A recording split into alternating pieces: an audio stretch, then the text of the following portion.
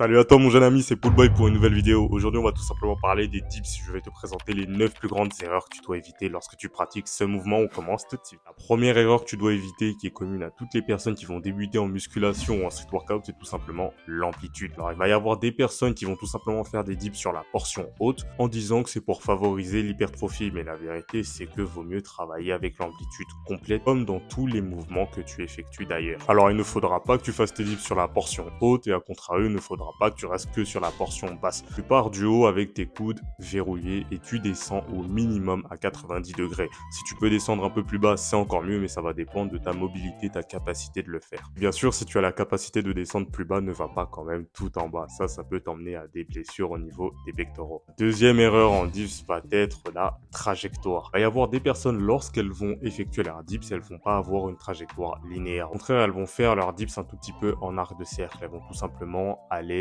vers l'arrière et remonter. Que tu fais n'importe quel mouvement, que ça soit des tractions, des dips, des pompes, tu dois t'imaginer à chaque fois que tu es sur un axe et que tu dois bouger uniquement sur cet axe donné. Je vais positionner par exemple l'axe Y. Tu vois cette ligne qui est sur l'écran, tu dois rester du début jusqu'à la fin sur cette ligne lorsque tu effectues ta dips. Pour réussir à rester droit lorsque tu effectues ta dips, ça va se jouer au niveau de ta ceinture abdominale. Contracte tes jambes, contracte tes fessiers, contracte tes abdos. Cherche uniquement à engager tes bras lorsque tu effectues ta dips.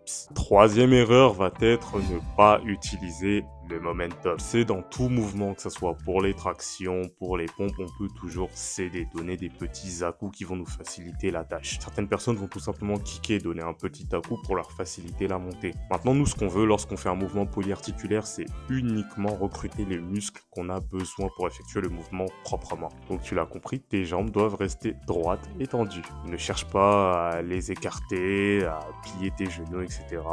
Gaine-les et maintiens-les droites. La quatrième erreur des personnes qui vont pratiquer les dips, ça va être la position des épaules. Celle-là, elle est très importante, je vais t'inviter à la suivre. Lorsqu'on va chercher à faire des dips proprement, ce qu'on veut faire, ça va être une dépression et rétraction des scapulas. Bon, je vais te l'expliquer en français tout simplement, ne t'inquiète pas. En gros, certaines personnes, lorsqu'elles vont rentrer dans la phase de dip, elles vont monter leurs épaules et elles vont rester proches de leurs oreilles. Bien sûr, c'est pas ce qu'on veut.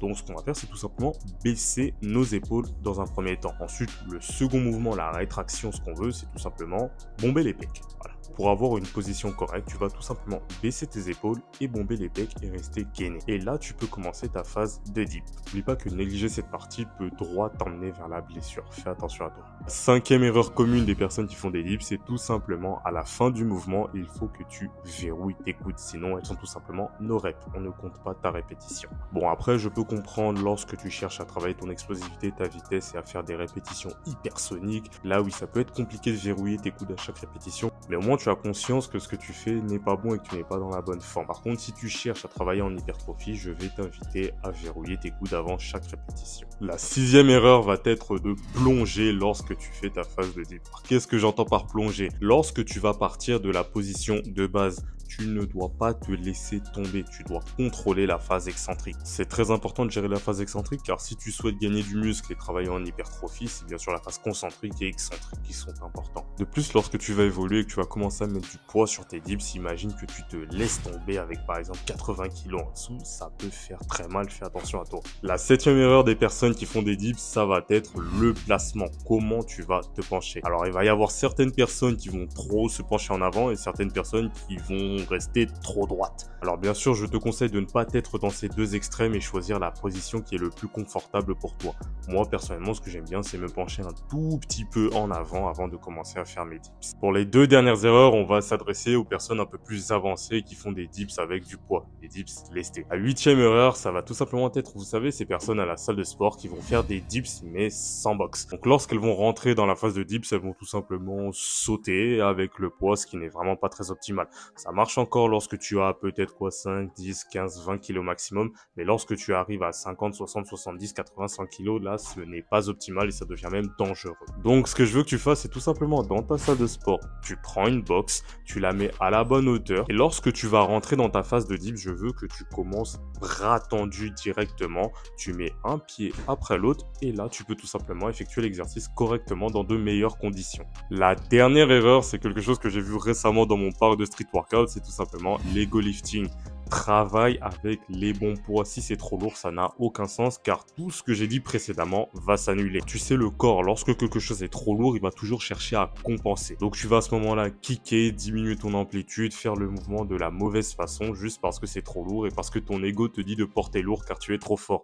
N'écoute pas ton ego, c'est contre-productif, ça te ralentit plus qu'autre chose. Voilà les gars, c'était les 9 erreurs à éviter lorsque tu travailles tes dips. C'était simple, rapide, efficace. N'oublie jamais, suis-moi sur les réseaux sociaux, laisse un like et tu dois continuer d'avancer. Fais attention à toi. This the anthem. If you rockin' with it, put your hands up. Yeah, this the anthem. If you get up and get it, put your hands up. Yeah.